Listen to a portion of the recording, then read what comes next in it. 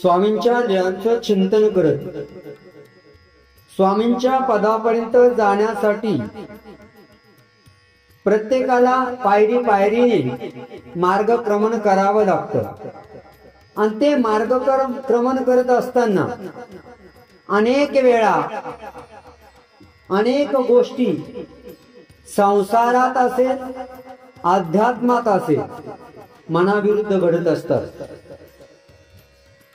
मनाविरुद्ध घडत असतात सोबतच अनेक गोष्टी जेव्हा एकत्र मनाच्या विरुद्ध घडतात त्यावेळेस बऱ्याच वेळा मनुष्य नाउमेद होत असतो। पण कळत न कळत हे विसरून जात असतो। संकट दुःख फक्त आपल्याच वाटेला आहे असं नाही, सगळ्यांच्याच वाटेला हे दुःख आहे। पण प्रत्येकाला वाटतं मी जे दुःख अनुभवलं, मी जे दुःख भोगलं ते जगात कोणीच भोगलेलं नाही, ही प्रत्येकाची भावना असते। वास्तविकता तशी नसते। मनाच्या विरुद्ध घडणाऱ्या अनेक गोष्टी असतात, पण एखादी गोष्टी जर खूप जवळची असेल, एखादा प्रसंग मनाला हेलावणारा असेल,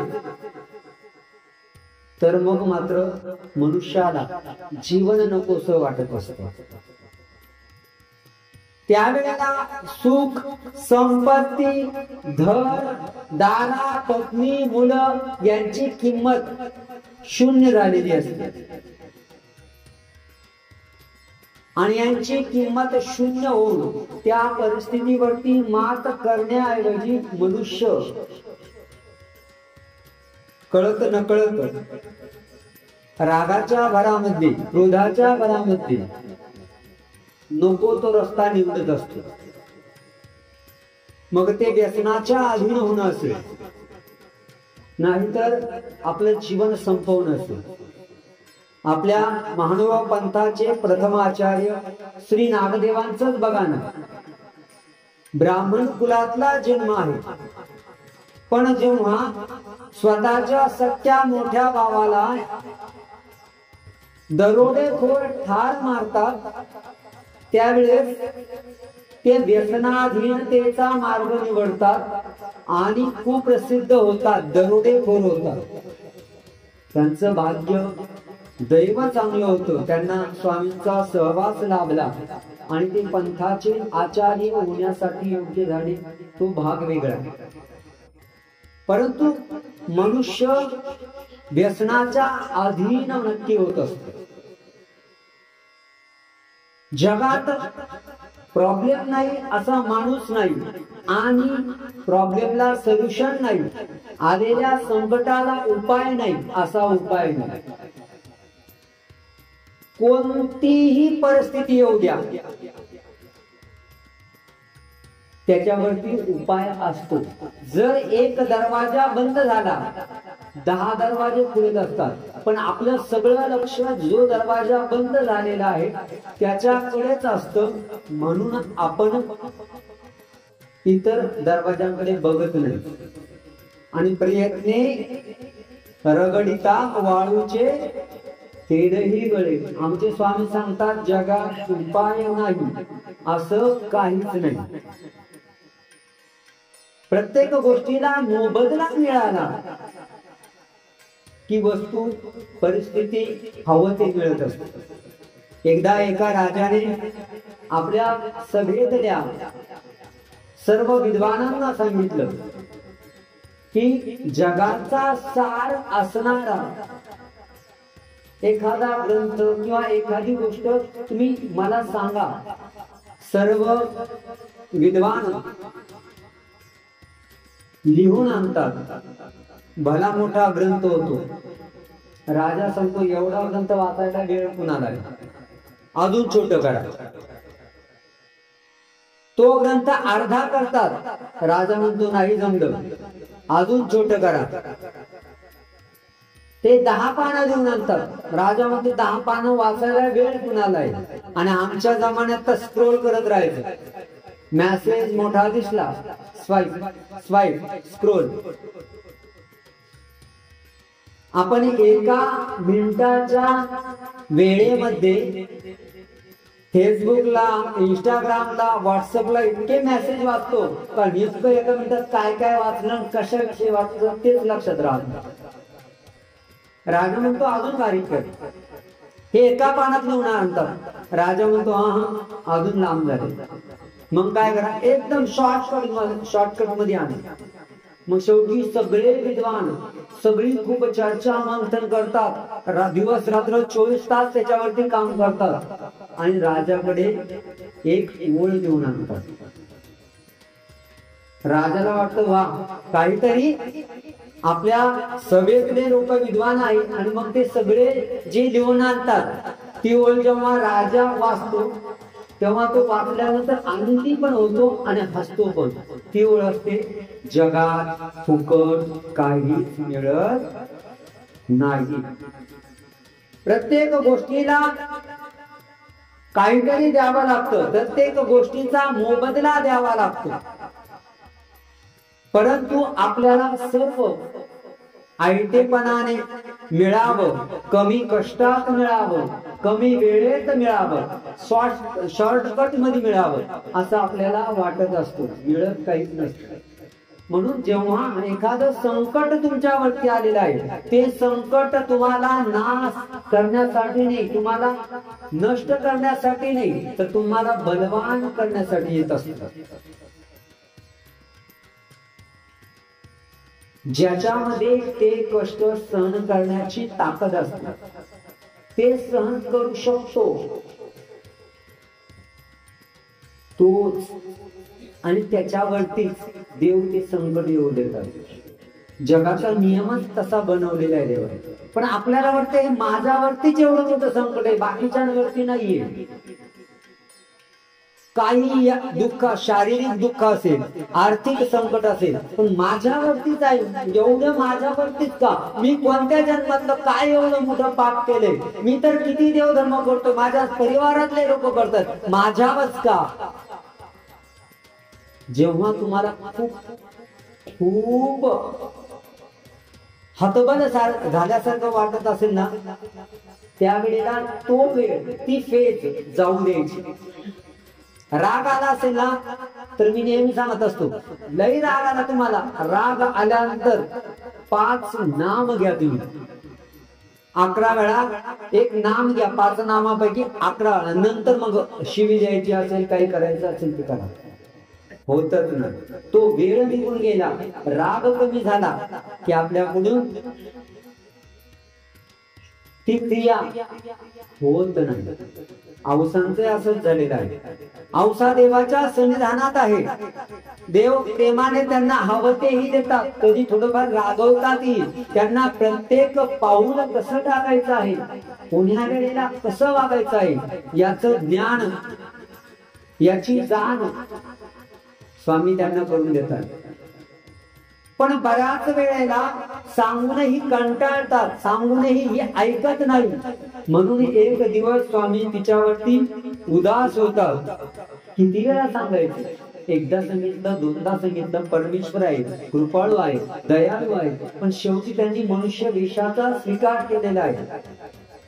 आणि मग त्या दिवशी उदास होतात. पूजा उत्सव झाल्यानंतर स्वामी विहरणाला निघतात. औसासह सर्व भक्तिजन स्वामींसह निघतात. पैठणला असणाऱ्या लोणार खंडीपर्यंत. तिथे आल्यानंतर येतात सर्व. तिथं आल्यानंतर स्वामी उभे राहून श्रीकराने, हाताने, श्रीमुकुटाने आणि श्रीमुखाने औसांना उद्देशून म्हणतात, नायका तुम्ही राहा. उदासपणे म्हणतात, नायका औ तुम्ही राहा बरोबर. आणि तिला खूप वाईट वाटतं, जणू काही एखाद्याला मारल्यानंतर सगळे सोबत आहे आणि एखाद्याला वेगळं निवडावं, राहण्यासाठी सांगावं, तसं झालं. तिच्या लक्षात आलं देव उदास आहे. देव नाराज आहे. ज्या देवाला मी सर्वस्व मानलेलं होतं, ज्याला आपलं संपूर्ण जीवन ज्याच्या श्रीचरणी अर्पण केलं होतं, तोच उदास झालेला आहे. आता जगून काय करायचं? खरं तर ती स्त्री होती, पण त्या स्त्री असून त्यांच्यामधून स्त्रीत्वाची भावना, मीपणाची भावना कमी होत चाललेली होती. त्यांचं वागणं एखाद्या समर्थ असणाऱ्या पुरुषासारखं होतं.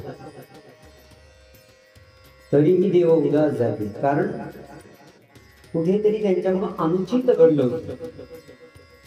गेली तुझ्या मधोनी तिनार कदाची, गेली तुझ्या मधोनी तिनार कदाची, झाली भावा तुनी गे तू पार कदाची, झाली भावा तुनी गे तू पार कदाची,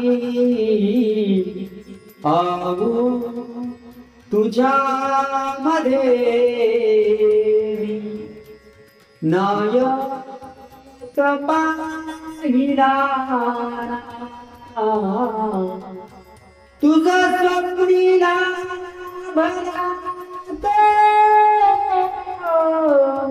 पैसा पाहिला,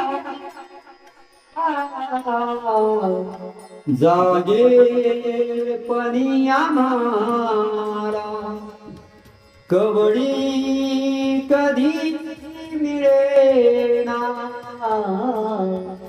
जागे पणी आम्हाला मी स्त्री आहे ही भावना त्यांच्यातून निघून गेलेली आहे. आणि ती समर्थत्वासाठी, आचरणासाठी अत्यंत महत्वपणाची भावना आहे. पण कळत नकळत तिच्याकडून दोष घडतायत, तिच्याकडून चुका घडतायत, देव पुन्हा पुन्हा सांगतायत. पण थोडस वागणं चुकतं. जेव्हा मुलाला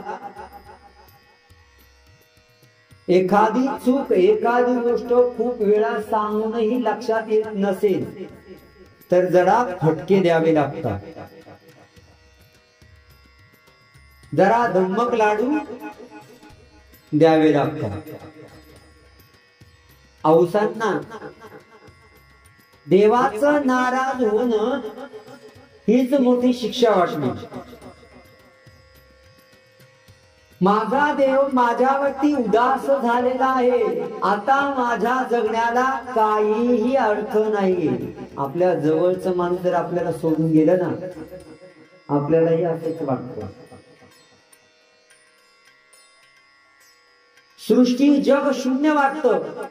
एकच माणूस निघून गेलेला आहे, बाकीचे सगळे आहे तरी शून्य वाटतं.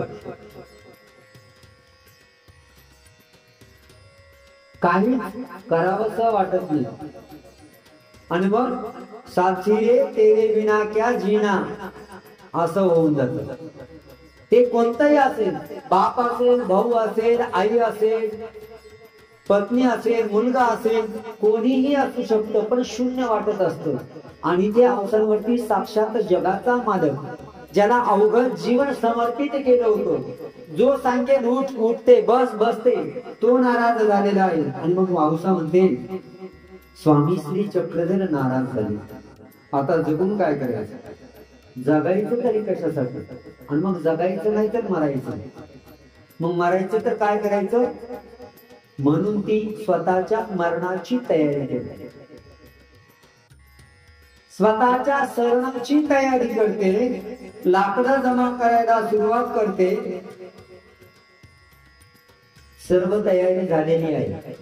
आता थोड्या वेळाने चिता पेटवणार आणि त्या चितेवरती ते स्वतः जाऊन बसणार. देव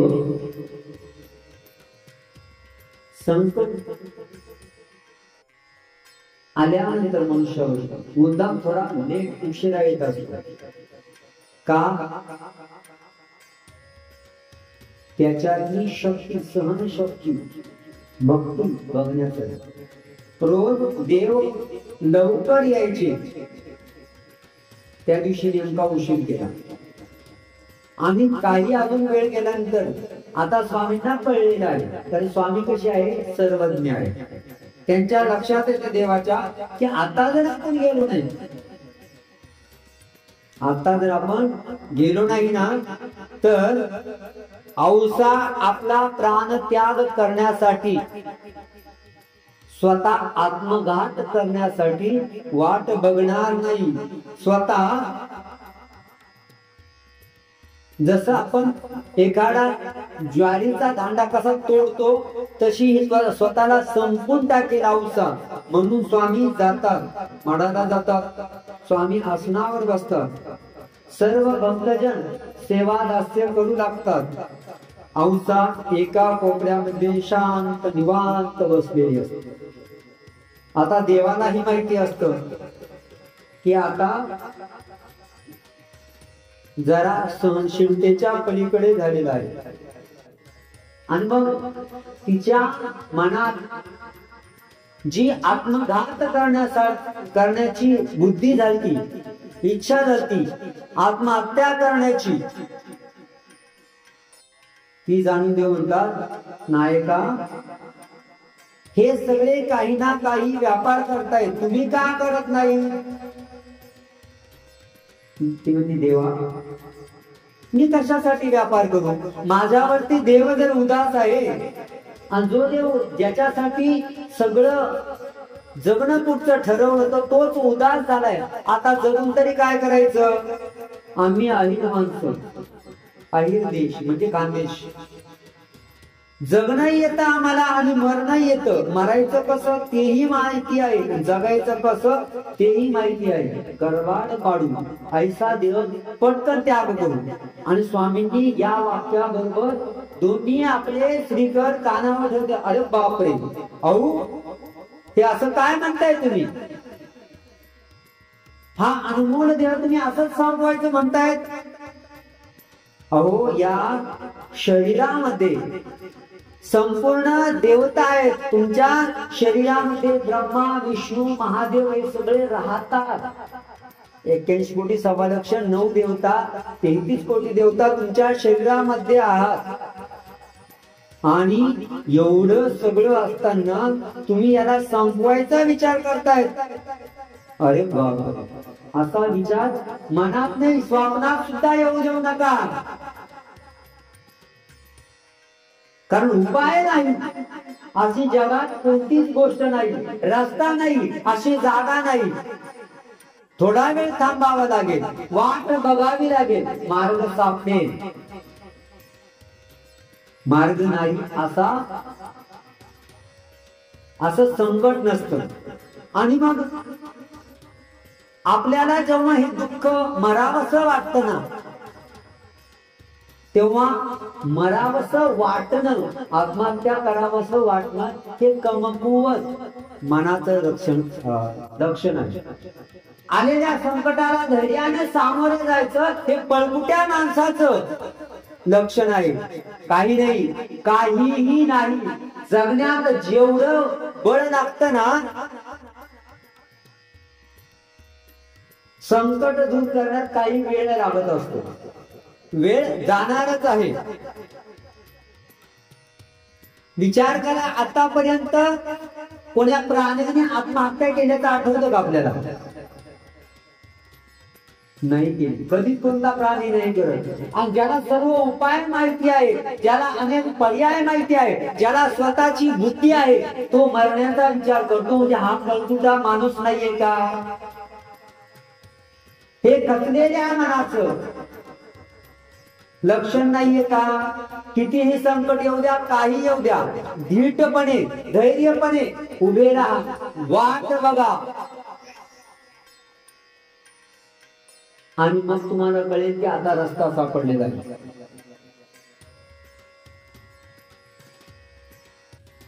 आणि सगळ्या जगाचा प्रॉब्लेम झालेला आहे. सगळ्यात महत्वाची गोष्ट, आत्महत्या हे लोक विशिष्ट वर्गातलेच लोक करतात असं नाही, सर्वच क्षेत्रातले करतात. शेतकरी करतात, दुकानदार करतात, डॉक्टर करतात, वकील करतात, हिरो करतात, पोलीस करतात, राजकारणी करतात. सर्वच क्षेत्रातले लोक आत्महत्या करतात असं आपल्या लक्षात येतं. ज्याच्याकडे धन संपत्ती गाहली आहे तोही आत्महत्या करतो. आता ज्यांच्याकडे पैसा नाही ते पैशासाठी आत्महत्या करतात, क्षणभर आपण समजू. पण ज्यांच्याकडे धन संपत्ती परिवार सगळं आहे तेही आत्महत्या करतात. का करतात? कारण काही बलदंड शरीराने असतात पण ते मनाने कमकुवत झालेले असतात. ज्यांना कायदा माहिती असतो तेही करतात, ज्यांना कायदा माहिती नसतो तेही करतात. गुन्हेगारही करतात आणि सदाचारी करतात. पण कधी करतात? जेव्हा मन कमकुवत होतं. आत्महत्या देश, काळ, प्रदेश याच्यावरती काहीच अवलंबून नाही. ज्याचं मन रडकं झालं, जो मनाने संपला, खचला, तोच या मार्गाला जातो. अजिबात जायचं नसतं. काही होत नाही. कितीही संकट आलं थोडस वाट बघायची आहे. जेव्हा औसा देवाला सांगतात तेव्हा स्वामी कानावरती ऐकवतात, अगं असं काय बोलतेस, असं नको म्हणून विचारही करू नको. कारण जो आत्महत्या करतो ना त्याला मरण तर येतच, म्हणजे दृष्टपर त्या देहातून तर तो जातोच, पण अदृष्टपर सुद्धा, म्हणजे इथून गेल्यावरती सुद्धा त्याला अनेक प्रकारचे नरक भोगावे लागतात.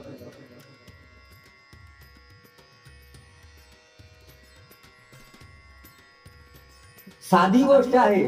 तुम्ही एखाद्या मायमाऊलीने रांगोळी काढली आणि रांगोळी काढल्यानंतर त्यांच्यावरून जर मुलगा किंवा मुलगी पळत गेली तर किती राग येतो आपल्याला. किती छान रांगोळी काढली, त्याला सत्याना हातात जे काही असेल ते फेकून मारतो आपण. काय म्हणतो, ये ये ये छान केलं, माझी रांगोळी उडली, ते पप्पी दे म्हणतो का आपण. जे हातात येईल ते फेकून मारतो. साधी रांगोळी आपण काढलेली आहे. एखाद्या चित्रकार आहे, त्या चित्रकाराने छानसं सुंदर असं चित्र रंगवावं आणि सौभाग्यवतीने त्याच्यावर पाणी सांडवावं. कुठून माझ्या नशिबी पडली काय माहिती. इतकं भयान होतं, इतका राग आलेला असतो. आपण जेव्हा कुठल्या तरी ठिकाणी काहीतरी बघायला जातो, चित्र प्रदर्शन किंवा नाहीतर मग वेरूळ, अजिंठा अशा लेण्या बघायला जातो आणि तिथे आपल्याला मूर्त्या तुटलेल्या दिसतात. आपण कळत न कळत ज्याने तोडल्या असतील त्याला शिव्या देतो. काय काय चाललं होतं बरं, याच्या काय बापाचं चाललं होतं. चांगल्या किती छान मूर्त्या होत्या, तोडल्या. आणि मग हे सामान्य माणसाने तयार केलेल्या गोष्टी जर आपण तोडल्या एखाद्याने, का राग येतो आपल्याला. तर हे देह आपण तयार केलेलं नाहीये, जे देवाने तयार केलेलं आहे ते आपल्याला मोडण्याचा अधिकार आहे का. ते नष्ट करण्याचा अधिकार आहे का. ते नष्ट जेव्हा होणार आहे तेव्हा होणार आहे, पण आपल्याला काय अधिकार आहे. आपण अधिकारी नाही त्याचं. आपल्या घरातल्या प्रत्येक गोष्टीमध्ये आपलं आत्मत्व असतं. म्हणून मी काल म्हटले ना की हे देह आपलं नाहीये, काही आपला नाहीये. कधी डोळे जातील, कधी कान जातील, कधी गुडघे जातील, कधी पाठ जाईल, कधी पाय जातील, कधी बुद्धी जाईल. जे कधीही जाऊ शकतं, ज्याच्यावर आपला कुठलाही हक्क नाही, जे आपण बनवलेलं नाही, जे बनवलंय ते कसं ठेवायचं हेही आपल्या हातात नाही, मग त्याला नष्ट करण्याचा अधिकार आपल्याला आहे. जो आपला आत्मा आहे तो याच्यात पाहुणा आहे. जीव देहाचा पाहुणा नाही त्याचे त्याला ठाव. जीव देहाचा पाहुणा नाही त्याचे त्याला ठाव. कधी संपेल मुक्काम, कधी सुटेल हा गाव. हे भाड्याचं घर आहे. भाड्याच्या घरात तुम्ही राहायला गेले ना, त्याची काळजी घ्यावी लागते. त्याचा करार केलेला असतो 11 महिन्यांचा. जर तुम्हाला वाटलं मी आता 11 महिने राहणार आहे, मग इकडची भिंत इकडं इथं हे उभारतो, भिंतीला खिळा मारतो, अजिबात हक्क नसतो. जो मालक आहे ना, तो म्हणतो हे जसं आहे तसं करून द्यायचं, ठेवून जायचं, बाकी काहीच करायचं नाही. खिळा ठोकलेला सुद्धा चालत नाही भाड्याच्या घरामध्ये. आणि आपले हे काय आहे, भाड्याचंच आहे. आपण तयार केलं का? जेव्हा काळे व्हायचे आपण जेव्हा पांढरे व्हायचे तेव्हा पांढरे वाहतात. आपण बघ एक पांढरा झाला का पडतो, पिंड्या इकडे बरे, हे इथं 2 पांढरे झाली बघ, पडतो. आणि जेव्हा ते त्याच्या पलीकडचे जातात तेव्हा मग गोदरे झेलदा नॅचरल कलर. दात एक एक पडायला लागला. पडणारा दात थांबवतो का आपण? थांबू शकत नाही, आपल्या हातातच नाही. तिथं दुसरा लावू वाटलं असतं. डोळ्यानं दिसायला कमी होतं, चष्मा लावतो. म्हणजे त्या गोष्टीची, त्या वस्तूची एक्सपायरी, जे शरीर आपलं आहे, माझा आहे म्हणतो ना, त्याची सुद्धा एक्सपायरी आपण टाळू शकत नाही. जी गोष्ट आपली आहे त्याची एक्सपायरी टाळू शकत नसेल तर मग ती आपली कशी? गाडी तुमची आहे म्हणजे रात्री निघायचंय, गाडीला किक मारली, निघाले. तुमची आहे म्हणजे वाटलं तिथं थांबवली. तुमची आहे म्हणजे वाटली तिथं लावून दिली. सरकारी गाडी, एखाद्याची प्रायव्हेट गाडी थांबते का? आपली म्हणजे पूर्ण सत्ता आपली, याच्यावर आपली काहीच सत्ता नाही. म्हणून या भाड्याच्या घराला नष्ट करण्याचा विचारही कधी माणसाने करू नये. नाहीतर मग याचा देवाला राग येतो आणि देव त्याची सगळ्यांना शिक्षा देतो. बघा, एखादा टर्निंग पॉइंट असतो रस्त्याचा, वळण, जिथं जास्त ऍक्सिडेंट झालेले राहतात तिथंच पुन्हा ऍक्सिडेंट होतात. ती जागाच कशी, त्या जागेवर असंच होतं.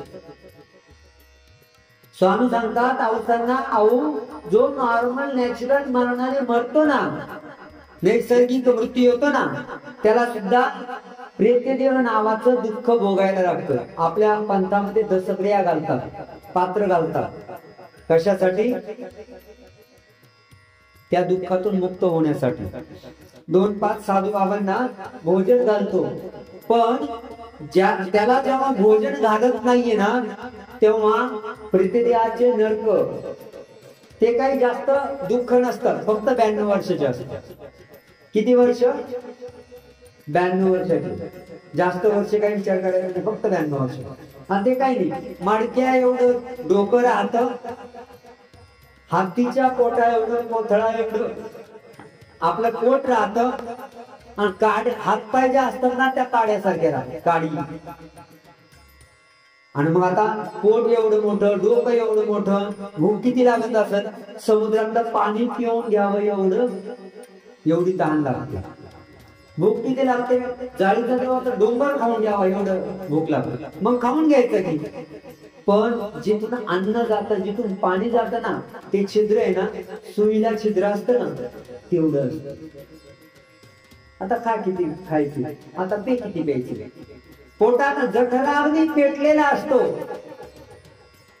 अंगाची लाही होत असते आणि सर्व दुःख भोगत असताना त्याला पाणी पिण्यासाठी काही ठिकाणं असतात. तुम्हाला भूक लागली म्हणून शेजारच्या घरात जाऊन चपाती काढून खात बसता का तुम्ही? ताण लागले म्हणून घरात बसताना पाणी पिता का? तेही पाणी आहे, हेही पाणी, पण ही मानवी हक्क असेल ते नाही.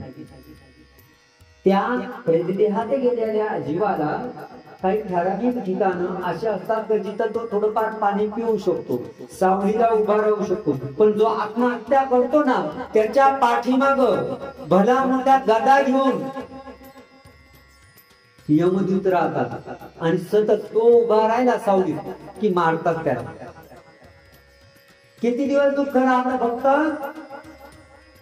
फक्त 92 वर्ष, जास्त वेळ नाही. त्यामुळे काय चिंता करायची, फक्त 92 वर्षे, जास्त तुला वर्षे.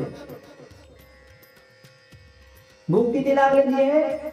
डोंगर खावा, आणि खाता काय येत नाही, अन्नाचा कण भाताचं शीत सुद्धा मध्ये जात नाही. तुमच्या घरात तुम्ही बाहेर कुठेतरी गेला होता, तिकून आले, सकाळपासून चहा पण पेलेली नाही आणि कडकडून भूक लागलेली, आणि घरात आले, कडकडून भूक लागली ना, साधी नाही, कडकडून भूक लागलेली, घरात आले आणि पत्नीला म्हणाले जरा जेवायला दे, आणि ती म्हणती आज कंटाळा आला. काय होईल? उद्या काय पेपर सगळ्याच येते, घटस्फोट, जेवायला दे. आणि त्याला एवढी आग पेटलेली असते पोटामध्ये जेवणाची, नाही कोणाला सांगेल होतो सर, काय न्याय वकिलाकडे जाईल, कोर्टात जाईल, कोणतं कोर्ट? जे कोर्ट आहे ना ते या मनुष्य जन्मातच थारा आहे. इथून गेले काही थारा नाही. हा शरीर हाच एकमेव सुटकेचा मार्ग आहे, दुसरा थाराच नाही. इथून एकदा गेलो, कुत्र्याला कितीही दुःख झालं, दवाखान्यात जाता येत नाही, इंजेक्शन घेता येत नाही, पैसे देता येत नाही. एखाद्या वेळेस एखादा गाडीवाला तुडून जातो, अर्ध्या अंगावर गाडी जाते, मागचे 2 पाय सरपटत सरपटत चालावं लागतं. एवढं काय दुःख येतोय? काय याला काय दुःख म्हणतात का? हे आम्ही किती दुःख भोगतो.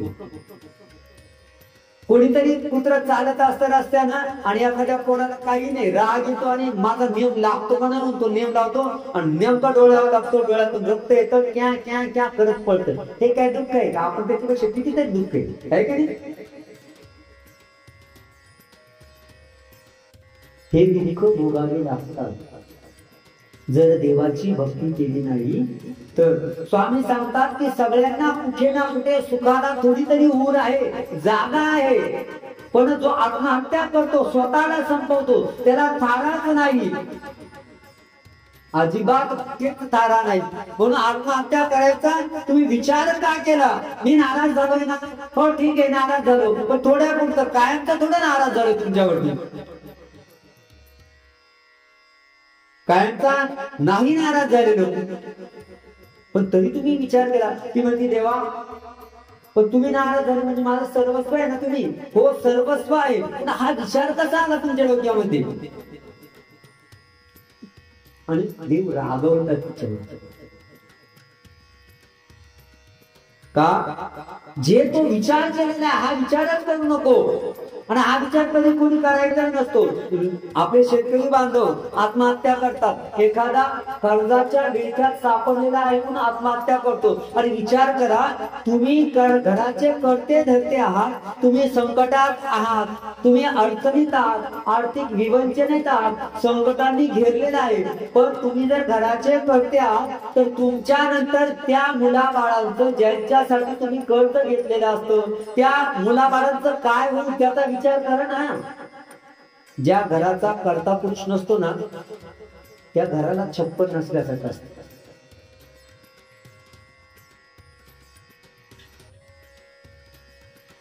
आणि त्या घरावरती जी संकट येणार आहे, जे समर्थपणे पेलणारा माणूस आहे तो नष्ट झाल्यावर त्या मुलावरती, त्या मुलीवरती, त्या आईवरती, त्या पत्नीवरती काय काय दुःख भोगावी लागतात आपल्याला आजूबाजूला दिसतात. म्हणून मरणाचा मार्ग पत्करणं म्हणजे ही पळवाट आहे, संकटांपासून पळवाट आहे. आणि पळतो कोण? जो निर्बल असतो. पळतो कोण? जो दुर्बल असतो. मी जर कुस्तीच्या आखाड्यामध्ये गेलो आणि तिथं चांगला 100 किलोचा पैलवान असला एखादा, मी पळणं स्वाभाविकच आहे. कारण त्याने किक मारली तुम्ही फुटबॉल सारखा पुढे. पण जो मजबूत आहे, ज्याने 100 किलोचा पैलवान आहे आणि हाही 100 किलोचा आहे, जो 100 किलोच्या पैलवानाला पाहून पळतो, तो स्वतःही 100 किलोचा असताना त्याला पैलवान म्हणावं का? जो जीवनाच्या रणांगणातून पळतो, डाव अर्ध्यावरती सोडतो आणि निघून जातो, सर्वांना संकटात दुःखात ढकलून जातो, त्याला जगण्याचा अधिकार या अर्थी आहे का? विचारच करू नये. मला मारायचे असा कितीही संकट येऊ द्या. मी तर आपल्या उपदेशांना सदैव सांगत असतो, कितीही मोठं संकट येऊ द्या. काय? कितीही मोठं अर्थ काय? आभाळ पडायला लागले तरी. आता तुम्ही आभाळ पडायला लागले, कुठं लपाल? तुम्ही म्हणशाल मी स्टेज खाली झाले. अगदी स्टेज दबणार आहे ना, मग कुठं लपाल? तुम्ही म्हणशाल मी एखाद्या स्लॅब खाली जाईल. स्लॅब पण दबणार आहे ना. पण ते पडणार आकाश थांबवण्याचं सामर्थ्य माझ्या देवाच्या नामामध्ये आहे. म्हणून कितीही मोठं संकट येऊ द्या, कितीही अडचण येऊ द्या, त्यावेळेस देवाला विडा ठेवा, गाठ्या करा. संकट कमी होईल, नष्ट होईल. अर्थात तू काड्यागती घेऊन येणार नाही, हे लक्षात घ्या. आपल्या बुलढाण्याला एक सर आहेत, त्यांचा मुलगा, ते खूप धार्मिक, त्यांचा मुलगा आश्रमात वर्ष 6-6 महिने येत नसेल. एकदा त्या सरांच्या लहान मुलाला मुलगा झाला आणि तो जन्मताच अजून निघाला. आणि डॉक्टरने सांगितलं की तुम्ही ऑपरेशन केलं, ऑपरेशन जर केलं ना तर हा बऱ्यापैकी नीट होऊ शकतो. बरं ठीक आहे, ऑपरेशन तुम्हाला हैदराबादला जावं लागेल. बरं, हैदराबादला जावं लागेल. फोन केला, ते म्हणजे 6 महिने अपॉइंटमेंटच नाही. आणि डॉक्टरने सांगितलं 8 दिवसात नाही केलं, 8 दिवसात जर नाही केलं तर मात्र मुलाची दृष्टी येण्याची शक्यता कमी आहे. आणि तिकडे सांगितलं 6 महिने अपॉइंटमेंट नाही. आश्रमात आले, बाबांना भेटले, बाबांना सांगितलं. बाबांनी काही काळजी करू नका, हा विडा घ्या, जाळीच्या देवाला जाऊन वाहून या. ते जाळीच्या देवाला विडा वाहायला गेले आणि जाळीच्या देवाहून परत बुलढाण्याला येत असताना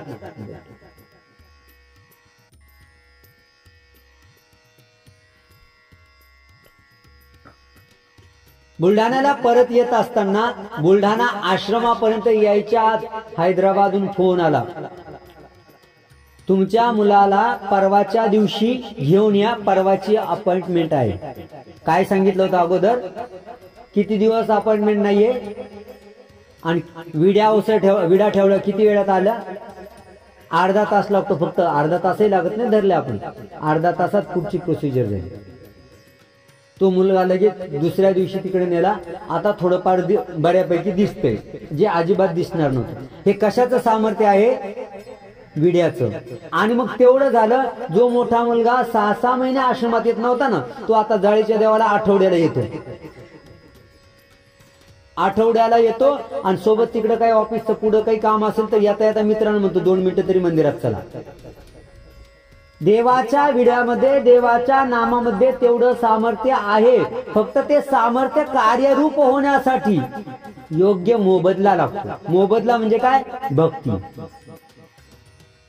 इथे रेंज आहे, मोबाईलला रेंज आहे, पण तुमचा मोबाईल बंद असेल तर, इथे वायफाय सुरू आहे आणि वायफाय सुरू आहे पण तुम्हाला पासवर्ड माहित नसेल तर वायफाय कनेक्ट होईल का? त्याचा उपयोग आहे का? तसं परमेश्वराला अपेक्षित जी भक्ती आहे, जे समर्पण आहे, ते जर आपल्याकडे नसेल तर आपलं काम होत नाही. आणि आपण म्हणतो देवाला विडावायला, पण काही झालं नाही. आपल्याकडून आपण विडावायला खेटा कबूल केल्या, स्मरण केलं, आणि जरी काम झालं नाही तर याचा अर्थ आपण कमी पडलेलो आहोत. डॉक्टरनी गोळी दिली, डॉक्टरनी औषधी दिली, आणि डॉक्टरनी पथ्य सांगितलं, आपण पथ्यही पाळलं नाही, गोळ्याही घेतल्या नाही, आणि डॉक्टरकडे गेलो तरी गुण आला नाही म्हणतो. गुण यावा असं वाटत असेल, आजार बरा व्हावा असं वाटत असेल, तर त्याच्यासाठी आपल्याला गोळ्या घ्याव्या लागतील. त्याच्यासाठी आपल्याला पथ्य पाळावं लागेल. जेवणाची गोळी जेवण झाल्यावरची, जेवण झाल्यावरती, अगोदरची अगोदर. आपण गोळ्या न घेता नीट होण्याची अपेक्षा करतो. देव कृपाळू आहे, परंतु त्या कृपेलाही एक शेवटी मर्यादा असते ना. जसं मी कधी कधी आपल्या पंथाचे पुस्तक, 50 रुपयाचं पुस्तक, 50 रुपयाचं पुस्तक कधी कधी लोकांमध्ये जागृती व्हावी म्हणून 1 रुपयाला ठेवतो. किती रुपयाचं पुस्तक? 50 रुपयाचं पुस्तक 1 रुपयाला. का? त्या निमित्ताने लोकांनी पुस्तकाकडे वळावं. आता एखादा महाभाग भेटतो, लगेच फोन करतो, बाबा 50 पुस्तकं आपली. मी म्हणतो आपली 8 आहे. कंडिशन काय? कंडिशन काय? एका जणाला एकच पुस्तक भेटत. हेतू काय आहे? लोकांनी पुस्तकाकडे जावं, पुस्तकं वाचावं. पण एखादा बांधक भेटतोच. आपल्याला देवाकडे जाऊन आपल्याला गुण यावा असं वाटत असेल तर देवाने सांगितलेला विधी आपल्याला आचरावा लागेल. देव किती पर्याय देतात, दूर नाही जायचं. मी मागेही देवा सांगितलेली आहे, मंगरुळ पीर, देवाच्या नामस्मरणाची. जेव्हा तेच चांगदेव भट्ट वेरूळून घरी जातात, स्वामी सांगतात, अरे बाबा 24 तास स्मरण नाही केलं तरी चालेल, 10-12 तास कर. 10-12 तास नाही केलं तरी चालेल, 5-6 तास कर. 5-6 तास नाही केलं तरी चालेल, 3 वेळ तर कर. त्यातही काहीतरी महाभाग भेटतात. देवाने काय सांगितले? 5 नाम 3 वेळा कर. पहिलं नाम, दुसरं नाम, तिसरं नाम, चौथं नाम, 5वं नाम. झालं सकाळचं स्मरण. दुपारी पहिलं, दुसरं, तिसरं, चौथं, 5वं झालं. दुपारचं स्मरण संपलं. संध्याकाळी पहिलं, दुसरं, तिसरं, चौथं, 5वं 3 वेळा नाम घ्यायला सांगितलं. घेतलं का नाही? मी आम्ही देवाला फसवायला सोडत कमी करत नाही. देव म्हणतो ठीक आहे, तू मला थोडं फसवलं, तू तुला फसवलं, तुझं काम नाही झालं, माझा काय संबंध, मी थोडं फसवलं. म्हणून जेव्हा जेव्हा आपल्यावरती मोठं संकट येईल, मोठं संकट नसतं, आपण घेतो आपल्याला वाटतं म्हणून. अरे लोक करोडाचा भ्रष्टाचार करून लंडनला पळून जातात, त्यांच्या मागे किती जण लागलेले राहतात.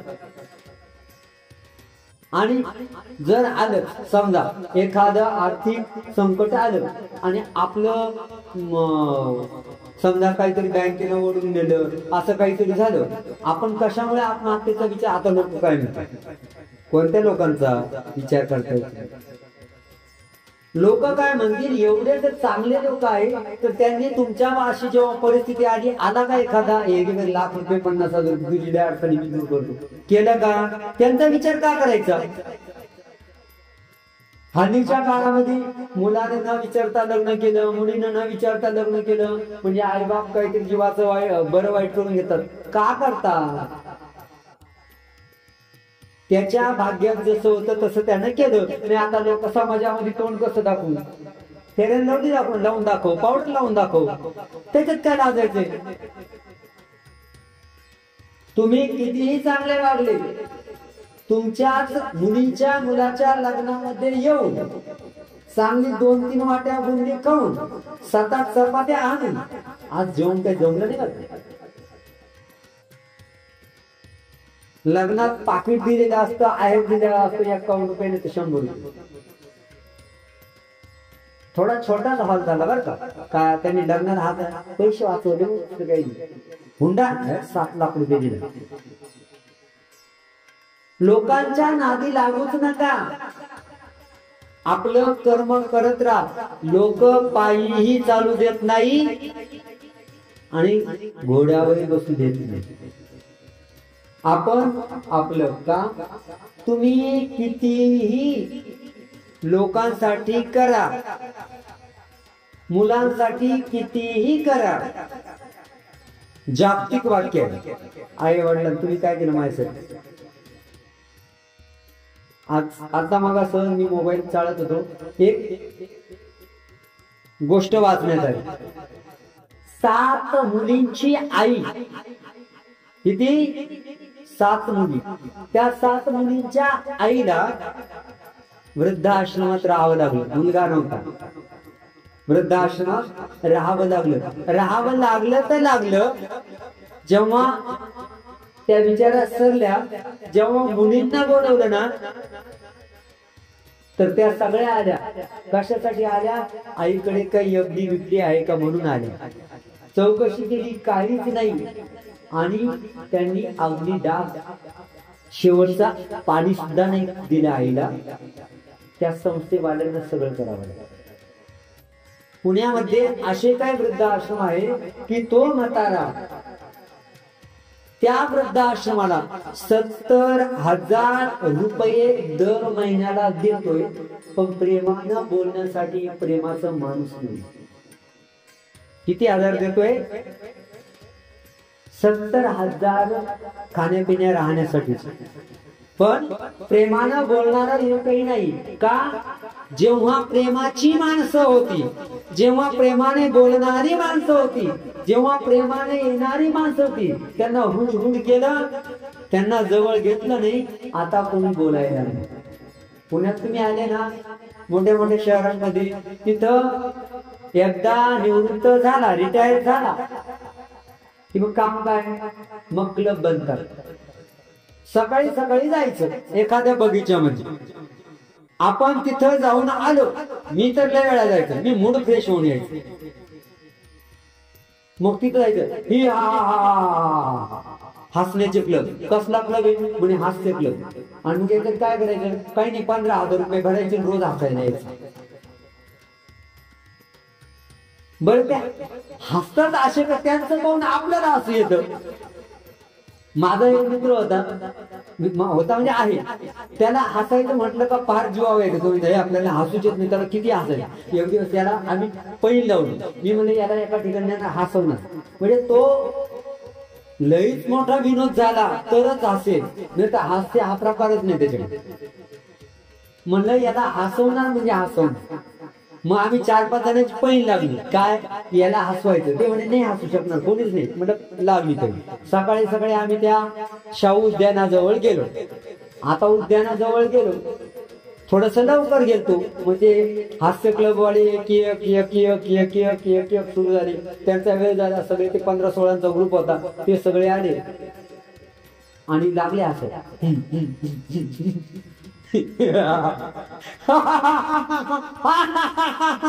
आणि ते हसण्याचे प्रकार बघितले, ते एवढे प्रकार होते. आणि ते सगळे नॅचरल हसणं, नैसर्गिक हसणं आणि हास्य लागलेलं हसणं फरक असतो. ते सगळे प्रकार पाहिले आणि हात बोट धरून हसायला लागला, पार जमिनीवर पडला. अरे उचलून आम्ही बाजूला आणला, पण हा काय हसायचा थांबला नाही. का? त्यांचे हसण्याचे प्रकार पाहू. का?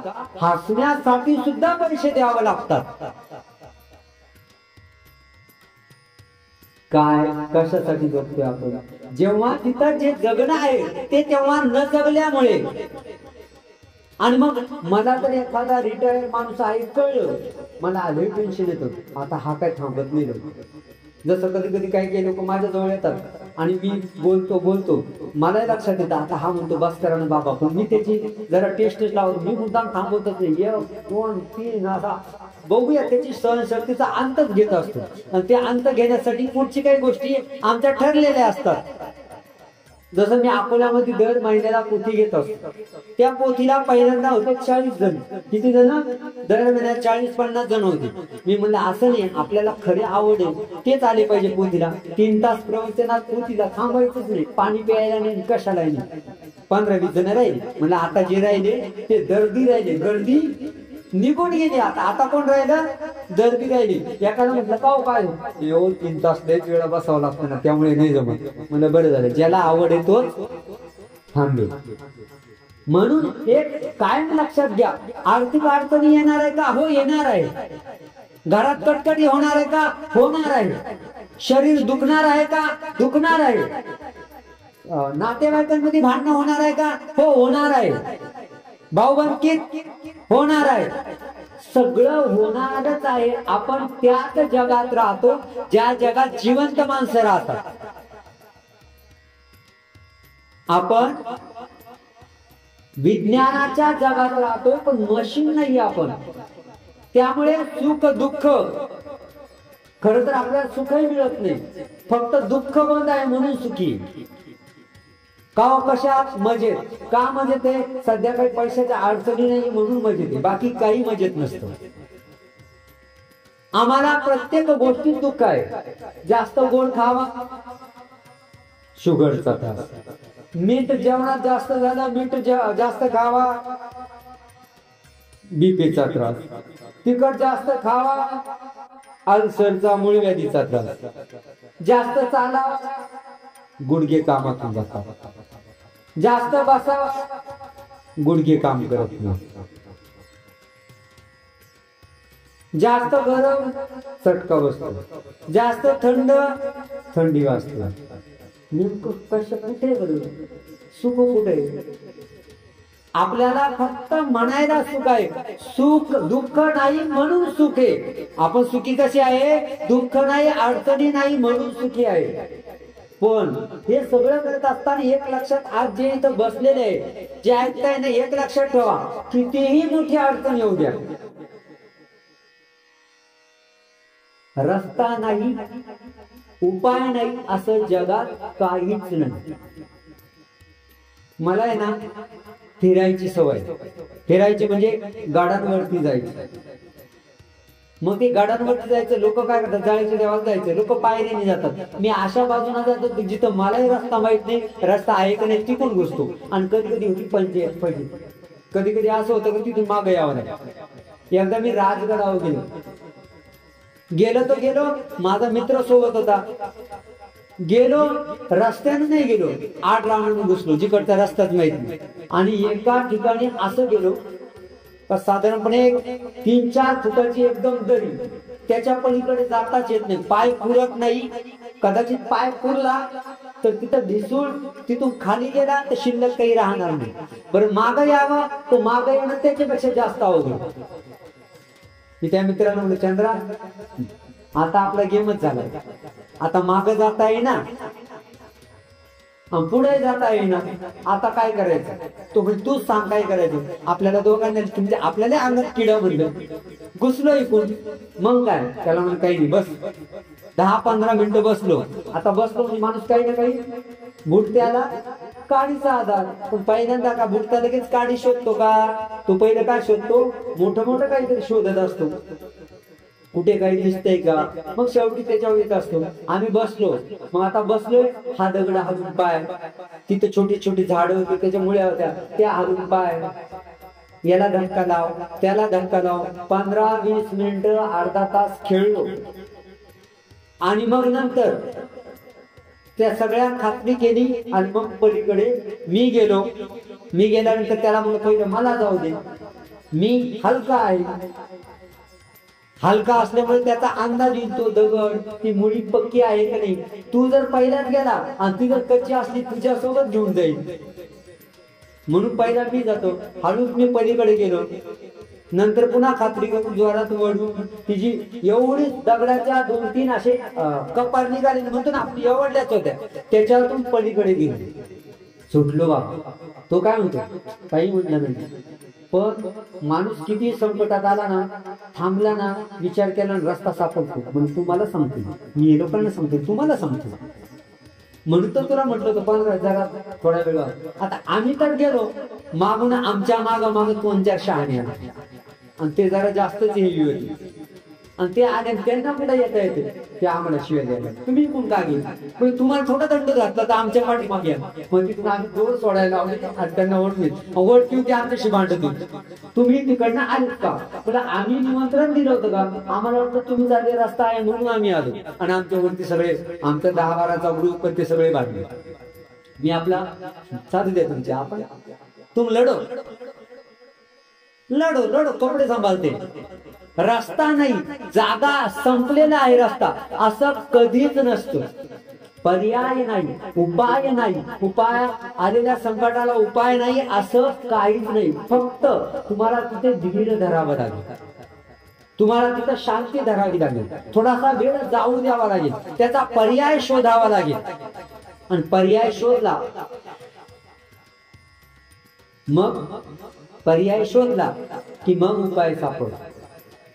जसं कपड्याचे दुकानदार लय वर्ष माल पडून जायला का 70%, 50%, मान्सून सीझन, आणखी कोणते सीझन, दिवाळी बंपर ऑफर, एकावर 2 फ्री. आता तुम्ही का फ्री दिलेले असतात का बरं, पण आम्ही गेले वा वा फ्री माले, फ्री माले, ऑलरेडी तिथे किंमत डबल केलेली असते. पण आपल्याला फुकट ते पौष्टिक. आणि मग आम्ही काय सांगितलं, जगात फुकट काही मिळत सगळ्यांना कळतो, पण फुकट हा शब्द ऐकला की आले फुकट ते पौष्टिक. पुण्याला एकदा आम्ही 5-6 मित्र होतो. ऍक्च्युली काय, मी पुण्याला का करतो माहितीये का, मी कॉलेजला गेलो या ड्रेसवर आणि मी जगाचा अनुभव घेतला. तुम्ही म्हणता ना बाबा तुम्हाला काय खायचं प्यायचं झोपायचं देव करायचा, संसारातल्या अडचणी दुःख कोणाला कसं सामोरे जावं, तर तुम्हाला काय माहिती समाजामध्ये राहत असताना. उलट तुमच्यापेक्षा जास्त बंधन कोणाला आहे, मला आहे. का, बाबा आहे. देवतेचं पूजन कसं कुठे कसं टाळायचं. आता कधी कधी काय व्हायचं, सकाळी मी डब्बा नेलेला राहायचा, भूक लागली, आता भूक लागली तर 10 किलोमीटर परत यायचं का जेवण करायला आश्रमात. मग काय तिकडे काहीतरी खायचं, भूक दणकावून लागलेली. आणि तेवढ्यात मग काय, काहीतरी वडापाव तरी खाऊ. वडापाव खायला जायचं आणि दुकानात घुसणार तर शेजारची नपाळतं म्हणतो. आता त्यांना काय सांगू, इथं नपाळतं आहे, इथं मला खायला चालत नाही. मग तिथं थोडीशी आपल्या पद्धतीने गुंडाळायचं का, हे इथं चांगलं नाही, इथली चांगली टेस्ट, ते बघ कसं तिथं माशा वेळ, चला दुसऱ्या ठिकाणी. म्हणजे बरोबर आपला नियम तर पाळायचा, पण समोरच्याच्या लक्षात नाही. म्हणून मी जेव्हा पुण्याला होतो तेव्हा एका ठिकाणी लिहिलं होतं प्रदर्शन, प्रदर्शनामध्ये एंट्री फुकट. काय, तुम्हाला एंट्री प्रदर्शन बघायला फुकट. आता फुकट म्हटल्यानंतर जाळीच्या देवाची यात्रा आहे, यात्रेतली रांग फक्त रथ येतो तेव्हाच मोडते. येरी तुम्ही काही दिलं ना मोडत नाही. मी मोडत असतो दरवर्षी, यावर्षी नाही मोडली. कशी, मी काय करत असतो, पुस्तकं फुकट म्हणतो. जे माणसं पुस्तकाकडे बघत पण नाही, ज्या आजीला पुस्तक वाचता पण येत नाही, ती पण पटकन 2 पुस्तकं घेऊन देते. मागच्या वर्षी 5,500 पुस्तकं, किती, 5,500 पुस्तकं फुकट मध्ये संपायला किती वेळ लागला असेल, 3.5 मिनिटं. किती, जसं मी पुकारलं, ज्याला पुस्तक हवं आहे त्याने इकडे या. माझं जे काउंटर होतं, टेबल बिबल मोडून बिडून सगळी रांग मोडली, सगळी रांग इकडे आली, पुस्तक एक पण शिल्लक नाही. आणि जे बाजूला ठेवलेले विकतचे पुस्तक होते त्याच्यातले काही गायब केले. का, फुकट ते पौष्टिक. इथे एंट्री फुकट दिसली, आम्ही सगळेच घुसलो. ती म्हणे एंट्री फुकट, या गोष्टी तर फुकट नसतात, पण चला बघूया. गेलो आणि जेव्हा बाहेर निघायचं, चला काढा 20 रुपये. त्याला म्हणलं एंट्री फुकट आहे. तो म्हणे मध्ये घुसणं फुकट आहे, बाहेर निघणं फुकट. बाहेर जायचं असेल तर 20 रुपये द्या. ज्या दरवाजाने आले तिकडून पुन्हा बाहेर जाता येत. म्हणजे काय झालं, एंट्री फुकट. आता यांना वाटतं फुकट भेटलं, आम्हाला वाटतं फुकट भेटलं, चला बघून या. त्यांना वाटतं कसं येडं बनवलं, बाहेर निघणं बरोबर, पैसे वसूल केलेच ना. आता जर 100 लोक मध्ये फुकट मध्ये घुसले, झाले त्यांचे 20-20 रुपयांनी पैसा वसूल. इथे मार्ग नाहीये. जगात फुकट काहीच मिळत नाही, पण ते मिळत नाही तर आपण त्याचीच वाट बघतो. आता लाडक्या बहिणींची योजना काहीतरी कमी झालं ना. आता पहिल्यांदा लाडकी बहीण, जी स्वतः स्कूटीवर जाते ती सुद्धा लाडकी बहीण. आता त्यांनी काहीतरी केलं, असं वाचलं की बाबा ज्यांच्याकडे गाड्या आहे, हे आहे, त्यांना नाहीये. आपल्याला वाटलं फुकट, सरकार आलं, आता संपला विषय. जगात फुकट काहीच मिळत नाही. त्या प्रत्येक गोष्टीचा मोबदला असतो, पण आपल्या त्या गोष्टी लक्षात राहत नाही. जर फुकट मिळत नाही तर आपल्याला लॉटरी का लागेल. सध्या तुमच्या गावात कोणी खेळतं का नाही माहित नाही, पण ते मोबाईल चालू ड्रीम इलेव्हन. त्या दिवशी एक जण आला, बाबा हॉटस्पॉट द्या ना. आता काही काम असं महत्वाचं बघितलं तर काढून बसणं. म्हणजे काय म्हणे, बाबा ड्रीम इलेव्हन म्हणजे काय म्हणे, आज ज्यांची मॅच आहे ना त्याच्यात ते खेळाडू निवडायचे आणि त्याच्यावर पैसे लावायचे. मग तू याच्यासाठी हॉटस्पॉट घेतलं म्हणे, चल बंद कर म्हणतो. ते म्हणे बाबा नाही हो, जरा किती रुपये येतात म्हणे, 1 करोड रुपये. तुला किती आले आतापर्यंत. त्या दिवशी 20 आले, आता आज काय किती येतात. म्हणजे काय आहे, वेडे का ते लोक. 1 करोड रुपये वाटायला. इथे कोणीच फुकट देत नाही. जर फुकट मिळत नाही तर आपण कोणीतरी अचानक येऊन फुकट देईल अशी अपेक्षा का करायची. कष्ट करा, कष्टाचं फळ मिळणारच आहे. थोडा उशीर होईल, संकट येणार आहे, मार्ग संपणार नाही, सगळे रस्ते बंद झालेले आहे असं वाटेल, परंतु कित्येक रस्ते जे बघितले नाही ते आपल्याकडे सुटलेले असतील. रस्ता कधीच बंद होत नसतो, रस्ता कधीच थांबत नसतो, पर्यायी मार्ग असतो. पुलाचं काम सुरू असलं तरी पर्यायी मार्गाचा अवलंब करा, पर्यायी मार्गाचा वापर करा. फक्त आपल्याला संकट आलंय ना त्यावेळेस जरा शांत राहायचं. तुमच्यावरती जर तुम्ही गावामध्ये गेलेले आहे, कोणीतरी राग काढलेला आहे तिकडचा, घरी काढायचा. मी कॉलेजमध्ये एक दिवस आमच्या मॅडम एकदम क्षुल्लक कारणावरून एकावरती खवळल्या, मुलावरती. मी शेजारच्या मुलाला म्हटलं, आज नवऱ्याशी भांडण झालं. आता असं म्हटलं का तो जोराने हसला. मॅडम ते एवढं लक्ष नव्हतं शेजारचं काय झालं, त्यानं त्याला सांगितलं, तोही हसला. नंतर मग काय झालं, मॅडम आल्या किंवा सर आले आणि खवळले विनाकारण, छोट्याशा चुकीहून खूप खवळले. तर मी फक्त असं केलं का सगळा वर्ग हसायचा. फक्त शेजारच्या कानात असं करायचं, सगळा वर्ग हसायचा. एक दिवस मॅडमनी, त्याला मॅडमचे पिट्टू असतात ना काही काही, बोलवलं, काय प्रकार काय. ते म्हणे, मॅडम तुम्ही आज खवळल्या. म्हणे हो. त्याच्यावर का हसले सगळे. म्हणे धनंजय म्हणतो आज मॅडमच्या नवऱ्याशी भांडण झाले. आणि त्या दिवशी खरंच भांडण झाले. मॅडमने मला बोलून घेतलं, का रे माझं नवऱ्याशी भांडण झाले तुला कसं कळलं. म्हणून मॅडम ते इकडचं काम तिकडं. आता शेवटी मॅडम थोडा रिस्पेक्ट द्यावाच लागतो. म्हणजे मॅडम इकडचा राग तिकडं, असं सामान्य म्हणजे माणसाचा अभ्यास आहे. मग तुला कसं कळलं. मग मी त्या संस्कृतच्या होत्या, मी पण संस्कृतचा होतो. म्हणजे मॅडम माझं सरनेम काय, आडनाव काय. ते म्हणजे महानुभाव. मग त्यांनीच महानुभाव पदाची व्याख्या सांगितली, महान यस्य अनुभव स महानुभाव, ज्याला सगळ्यात मोठा अनुभव आहे तो महानुभाव. म्हणून मॅडम मी तुमच्या पुढे विद्यार्थी आहे पण महानुभाव आहे, मला किती भेटतात.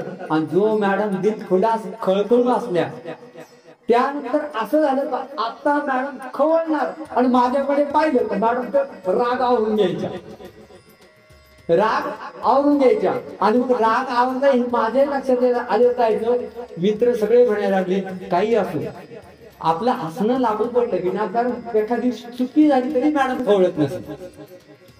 म्हणजे काय होतं, आपण कळत न कळत इकडचा राग इकडे, इकडचा राग इकडे, इकडचा राग इकडे. एखाद्या वेळेस मायमावल्यांचं काय होतं की ती चपाती फिरवायला जातात, चटका बसतो, चटका बसलाय हाताला, चटका दिलाय तव्याने, तव्याने तर मारता येत नाही, त्याच्यावर तू मला चटका दिलं का घे असं म्हणता येत नाही. पण किती चपाती आहे ना ताटात जोड्यातून आदळले जाते, घ्या.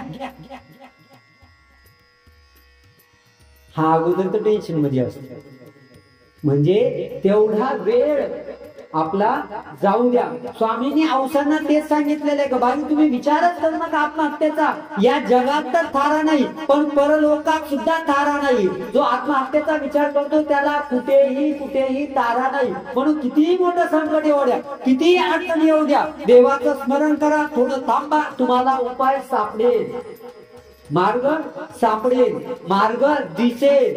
म्हणून कधीच विचार करायचा नाही किती संकट आले. आणि पुढे जाऊन सांगतो लईच वैताग आला असेल ना जीवनाचा, जाळीचा देव गोपालाश्रम बुलढाणा, गोपालाश्रम जिंदाबाद, सगळं घरदार सोडायचं, खड्ड्यात गेले तुम्ही चाललो मी आश्रमात राहायला, येऊन जायचं, खाय प्यायची सोय आम्ही करू. असा काय राग कधी येतो कोणाला. आणि आलाय ना एका दिवशी मुलाचं भांडण झालं, 2 दिवस मार्गात येतात, घरून बायकोचा फोन येतो, जाऊ द्या आपलंच लेकरू येईल, हालेच आवाज राहतो. तिथे नाव प्रवचन देतात बरं का. एक जण आला मागे, अन्य होते बिचारी, महाराज आता आपल्याला संदेश होऊन जायचं, काय खरं नाही जीवनामध्ये, काय खरं नाही. माझ्याकडे 1.5 एकर जमीन होती, आता 11.5 एकर गेली, तरी पोरगा म्हणतो काय केलं, काय खरं नाही. म्हणलं तुम्ही उपदेश नाही घेतला. मी उपदेश घेतो आणि संन्यास तुमच्या दीक्षा पण घेतो, जायचं देवाचा जवळच होतं. म्हणलं पोरगा नाही, पोरगा आला, बायको आली, बायको काही खरं नाही म्हणे, बायको पोराची बाजू घेते म्हणे, काही नाही कोणी नाही कोणाचं. म्हणलं बर. बुलढाण्यात पाठवलं जायचे देऊन, 3-4 दिवस झाले राहिला, पोरीचा फोन आला, जावईने आला, निघून गेला. आईला म्हणलं त्यानं अर्धा तास मलाच प्रवचन दिलं, एवढं कमवलं, एवढं असं केलं, आणि हा निघून गेला. मला जेव्हा कळलं इतका निस्ता हसत होतो. याला काय म्हणतात, स्मशान वैराग्य. ज्याचं भांडण तुमचं घरी कुणाशी झालं, आश्रमात निघून यायचं. का त्यांना एक कळतं आपल्याशिवाय यांना कुठेतरी आधार आहे. नाही तर काय नवऱ्याला वाटतं बायको जाऊन कुठे जाणार आहे, भावाकडे. भावाची बायको तर अगोदर हिचा काट करते, तिच्याकडे कशाला जाईल, हिला मारलंय, बोललंय, खवळलंय, कुठं जाणार आहे, इथंच राहणार आहे. असं समजू नका, तुम्हाला आम्ही आहेत. तुम्ही सुद्धा लक्षात ठेवा, आपल्या पुरुषांना बायकांना म्हणजे मायमावल्यांना तरी माहेर असतं, आपल्याला माहेरच नाही हो, आहे का. पुरुषांना तर माहेरच नाही. किती राग आला काय, एखाद्या मित्राकडे जाईल तर त्याला माहित, त्याला जर माहिती सांगत इज्जत कमी होईल म्हणून त्याच्याकडे सांगत नाही. फक्त पुरुषात गेली त्याला आज हॉटेलमध्ये जेवण, काय काही बायकोशी झाले का, नाही लय दिवस झाले खाणं नव्हतं, तर सांगतात इज्जत पुढे घालवतात. म्हणून ज्याला राग आला ना त्याला आश्रमात यायचे.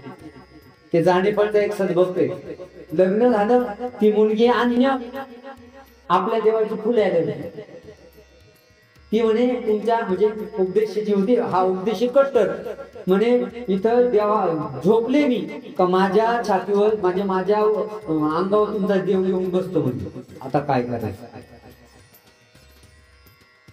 त्या पोराचा फोन, बाबा बायको अशी म्हणते. मग आता मी म्हणे काही दिवस झाले, बरेच दिवस झाले, चुलत्याकडे तिला राहायला पाठवलं, पण रोजचा तोच प्रॉब्लेम आहे. गेले म्हणे चुलत्याकडे राहायला, मी पण गेलो. आता म्हणे तू शिबिरे केलेली एवढी काय करू म्हणे, सगळा तमाशाच झालाय म्हणे. आई बिचारी सहन करणारी, वडील बिचारी सहन करणे, पण आता त्रास आई वडिलांचा नाही, त्रास कोणाचा आहे, देवाचा. आता देवाला कुठं नाही उचलू. त्याला म्हटलं बरं तू एक काम कर, जाळीच्या देवाचा खेटी कर. जाळीच्या देवाच्या 3-4 खेटीला आला. एक दिवस दोघांचं नवरा बायकोचं पडाक्याचं भांडण झालं, बायकोना विचारली पिशवीनं आश्रमात. आली आश्रमात, तिला उपदेश दिला लहान बाबांचा. तिथे पहिल्यांदा युट्यूबला बघत होती, ती म्हणजे तुमचाच घ्यायचा नाही, म्हणजे इकडे जाऊ दे, अशा केसेस आपल्याकडे आपलं बोलण्याचं वजन तेवढं पडत नाही. लहान बाबाचा उपदेश दिला, 15 दिवस राहिली आणि आता त्याच्यापेक्षा तीच जास्त धारण झाली. मुलगी झाली तर ती म्हणे पहिल्या आश्रमात जाऊन दर्शन घ्यायचं, पंगत करायची, मगच घरी यायचं. म्हणून राग आला, तुम्हालाही राग आला, तुम्हालाही राग आला, जाळीचा देव गोपाळ आश्रम बुलढाणा जिंदाबाद, येऊन जायचं. निदान रागाच्या भरात का ना आत्म्याचं कल्याण होऊन जाईल. पण डोक्यात कसलाही विचार आणायचा नाही. संकट येणार आहे, संकट जाणार आहे, कधीच नाही. कितीही राग आला, राग दाबून नाही धरायचा, पण विनाकारण त्याला मर्यादेच्या पलीकडेही जाऊ द्यायचं नाही. औसांना राग आला, देव रागावले म्हणून राग आला, तर जगण्याचं निरर्थकपणा वाटला, जगण्यात सार्थकता नाही असं वाटलं आणि औसांनी मरणाचा विचार केला. देवाने सांगितलं, बाबा रे हा विचारच करू नको, तू हा विचारच करू नको, आणि त्याचा काय काय दुष्परिणाम होतील हे सगळं देवाने स्वामींनी तिला समजावून सांगितलं. ती म्हणते, देवा आता काही झालं ना, मी तुमच्या चरणाचा आधार घेणार आहे, कधीच मनाचा विचार करत नाही. आणि औसांचं मनाचं परिवर्तन देवाने त्या ठिकाणी केलेलं आहे. म्हणजे देवाच्या संविधानात राहताना सुद्धा हा विचार येऊ शकतो. आपण उद्देशी असूनही हा विचार येऊ शकतो, पण त्याला शास्त्राचा, त्याला ज्ञानाचा, त्याला देवीचा, त्याला देवाचा आधार द्यायचा आणि वाट बघायची. पण वाट बघायची म्हणजे बसले घरात. आता देवाने सांगितलं, बाबाने सांगितलं वाट बघायची, मग काही दुकानावर जायचं नाही, काही कमवायचं नाही, असंही नाही कधी रे हरी, अजिबात नाही. कर्म कर्तव्य पूर्ण करायचं. फायदा किती द्यायचा, कसा द्यायचा हे परमेश्वराला बरोबर माहिती असतं.